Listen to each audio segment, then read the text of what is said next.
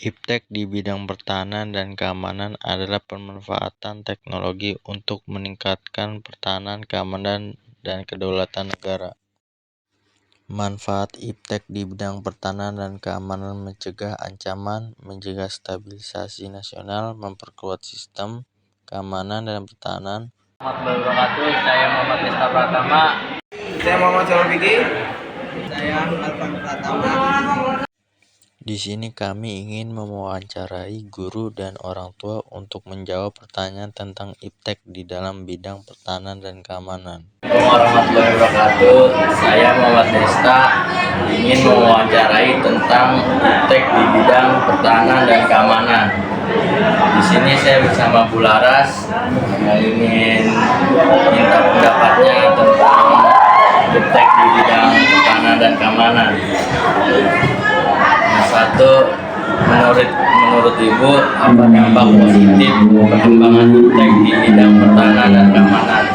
Dampak positif untuk perkembangan iptek ya di bidang keamanan itu mungkin bisa lebih dari keamanan yang bagian cybernya kali ya, terus juga bisa di bagian kita lebih punya apa ya bahasanya, antisipasi dini gitu untuk kebocoran data yang kita punya. Paling sih itu aja.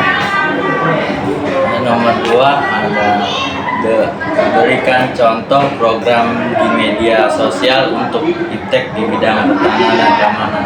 Contoh apa tadi? Media sosialnya. Media sosial untuk pertahanan dan keamanan. Apa ya?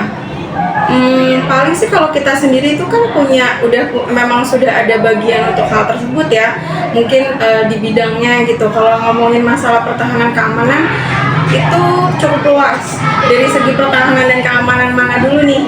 Contoh misalnya pertahanan dan keamanan bagian yang ngejaga apa sih itu namanya, perbatasan. Nah itu kan ada sendiri ya kan. Terus keamanan yang bagian apa, data itu kan ada sendiri. Nah kalau di secara keseluruhan mungkin tadi media sosial yang bisa dipakai apa ya, paling mungkin pengaduan atau bisa juga kayak sistem pertahanan mungkin. Paling sih itu aja sih. Nomor 3, bagaimana negara dapat memperkuat sistem cyber defense untuk melindungi data sensitif yang terkait dengan keamanan nasional? Oke, kebetulan ngomongin masalah bagaimana cara negara ini melindungi data. Kebetulan setahu Ibu di Cikarang itu sekarang itu lagi dibangun cukup besar. Jadi waktu itu Ibu pikir itu tuh pabrik. Nah ternyata jadi kan kebetulan Ibu tuh punya adik Ibu kampusnya dekat situ. Kebetulan kampus adik Ibu itu di Sinarmas. Nah jadi dia ngasih tahu bahwa di Cikarang itu memang dekat rumah Ibu itu sedang dibangun bangunan yang cukup besar sekali. Ternyata itu nanti jadi database untuk penyimpanan data-data penting negara kita. Ya, itu informasi. Sebenarnya sih kalau dibilang informasi rahasia kayaknya enggak juga ya, karena itu sudah cukup tersebar saya umum. Tapi memang yang setahu Ibu sekarang yang sedang lagi dijalankan sama pemerintah itu ada di Cikarang.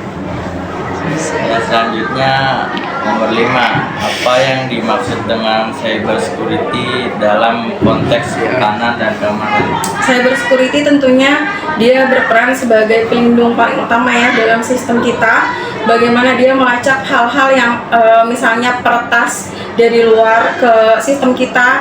Nah tugas dia sih tahu Ibu seperti itu.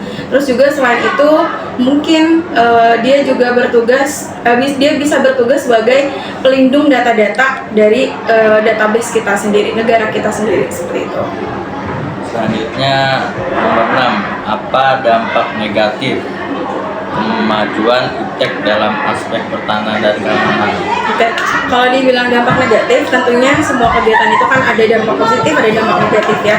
Kalau dampak negatif dari sistem keamanan berkaitan sama cyber ya, perkembangan iptek, mungkin kalau dari itu kurangnya penjagaan yang cukup ketat gitu di bagian cyber policy itu sendiri gitu, di bagian iptek keamanan database, karena yang kita ketahui sendiri data-data pribadi kita itu bocor, dan itu dilakukan sama oknum orang dalam sendiri yang bekerja di bidang tersebut, yang menyebabkan database kita itu bocor untuk kemana-mana lah istilahnya gitu.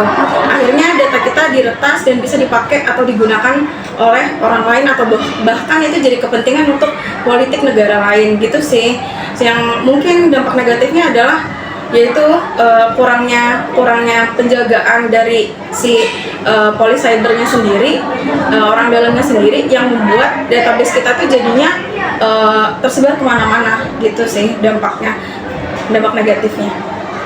Lagi Bu, bagaimana mensikapi selektif yang dapat dilakukan untuk menghindari dampak buruk dari keamanan iptek?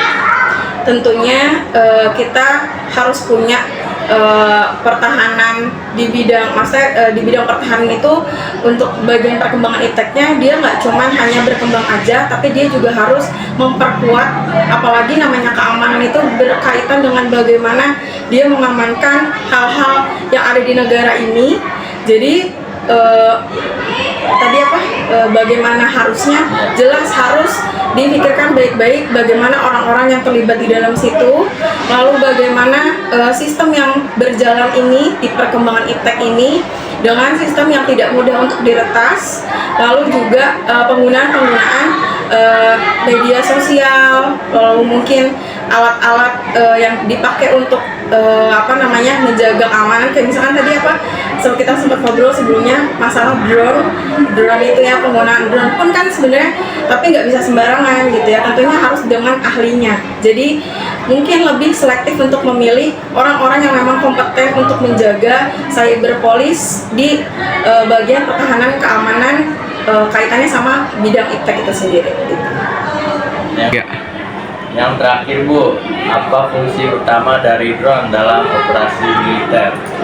Fungsi drone tentunya dia untuk memantau di daerah-daerah otoriter perbatasan negara kita, untuk melihat bagaimana pertahanan negara kita biar nggak dimasukin sama orang-orang yang memang tidak seharusnya gitu ya. Apalagi negara kita sendiri itu berbatasan langsung sama 2 negara ya, Singapura, Malaysia. Udah ada lagi nggak? Vietnam ya? Oh iya, karena kan sering ya ke Rohingya itu ke daerah Aceh. Paling sih drone itu yaitu digunakan untuk mengantisipasi hal-hal tersebut. Ya Bu, cukup sekian. Terima kasih wawancaranya. Saya tutup pada sore hari ini. Wassalamualaikum warahmatullahi wabarakatuh.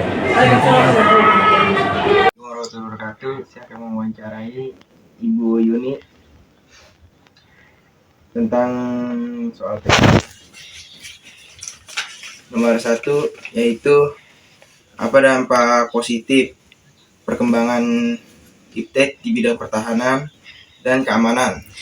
Dapat meningkatkan sistem senjata dan alat pertahanan dan keamanan siber. Itu nomor 2, apa fungsi utama drone dalam operasi militer? Memantau medan tempur dan untuk perang elektronik. Nomor 3, beri contoh program di media sosial untuk iptek di bidang pertahanan dan keamanan.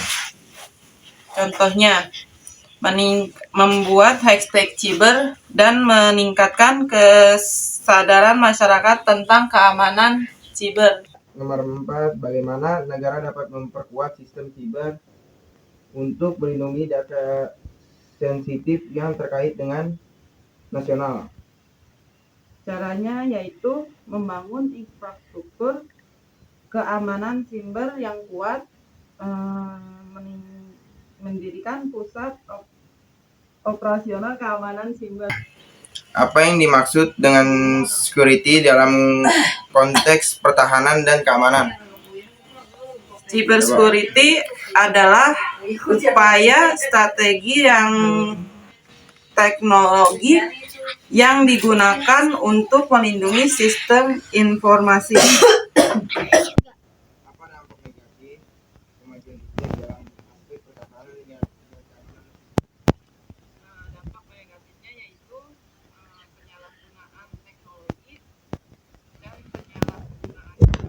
teknologi.